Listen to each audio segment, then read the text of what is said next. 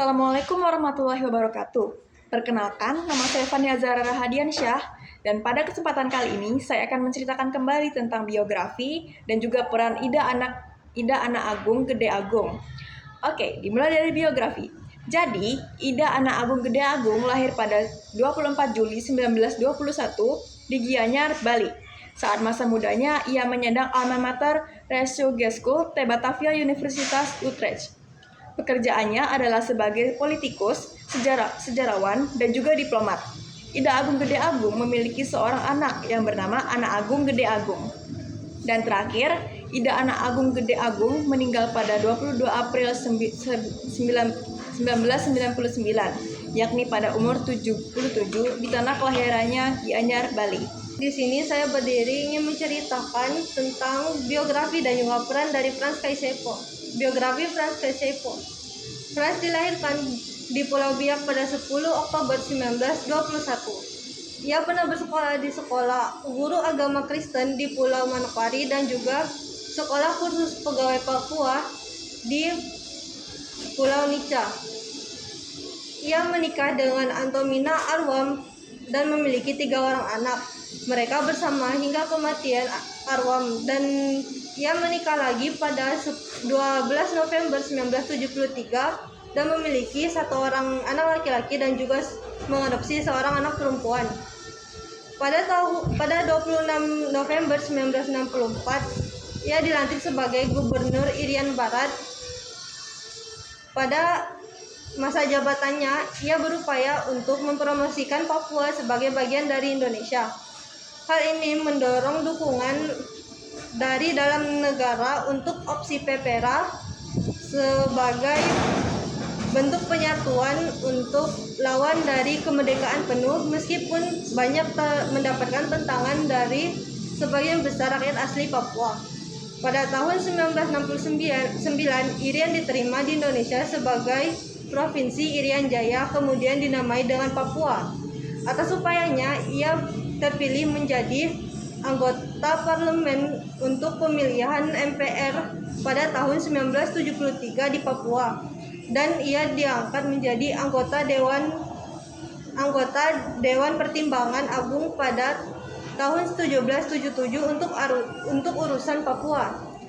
Franz meninggal pada 10 April tahun 1979 dan dimakamkan di makam pahlawan nasional Franz Kaisepo yang terletak beberapa kilometer ke arah timur Bandara Internasional Franz Kaisepo. Perkenalkan, nama saya Arnia Nisabelta. Kali ini saya akan sedikit menjelaskan mengenai biografi Sultan Hamengkubuwono IX. Sultan Hamengkubuwono IX lahir dengan nama Gusti Raden Mas Dojojiratun, adalah Sultan Yogyakarta ke-9 dan gubernur yang pertama. Sri Sultan Hamengkubuwono ini lahir pada 12 April 1912 di Yogyakarta, meninggal pada 2 Oktober 1988 di Washington DC, Amerika Serikat. Ayah dari Sultan Hamengkubuwono IX ini yaitu bernama Sultan Hamengkubuwono VIII, dan ibunya yaitu Kanjeng Raden Ayu Adepati Yaman Hamengkunegara. Sultan Hamengkubuwono ini merupakan wakil presiden Indonesia yang kedua. Masa jabatannya yaitu 1973 sampai 1978. Hamengkubuwono IX ini juga merupakan ketua organisasi Gerakan Pramuka Indonesia, dan ia juga dikenal sebagai Bapak Pramuka Indonesia.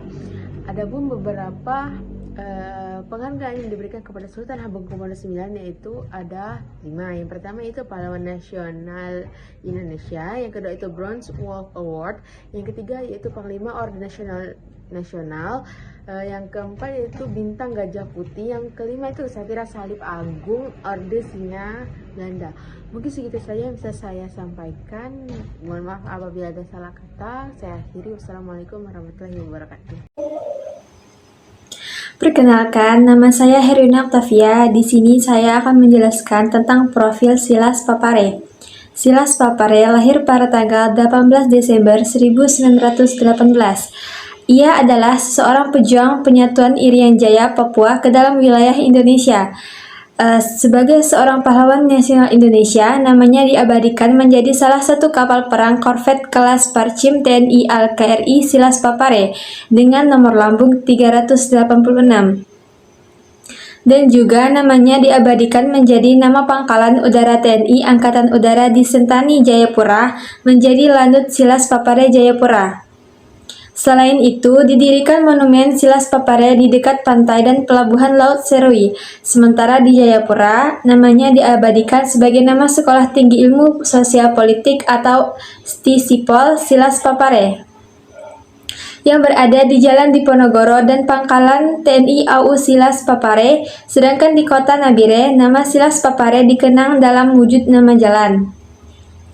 Ia menyelesaikan pendidikan di Sekolah Juru Rawat pada tahun 1933 dan belajar di Rumah Sakit Serui sebelum pindah ke rumah sakit milik perusahaan minyak di Sorong sejak tahun 1936. Sekitar tahun 1940 dia dipindahkan ke Serui karena kekurangan personel. Hingga awal 1942 Oke, jadi tadi saya sudah memaparkan materi tentang biografi dari Ida Anak Agung Gede Agung. Lalu selanjutnya saya akan memaparkan peran dari Ida Anak Agung Gede Agung.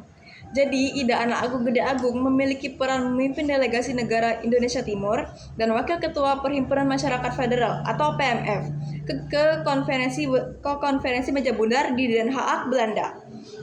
Peran beliau dalam perjalanan diplomasi ini menguatkan posisi Indonesia dalam perundingan, sehingga Belanda mengakui kedaulatan NKRI.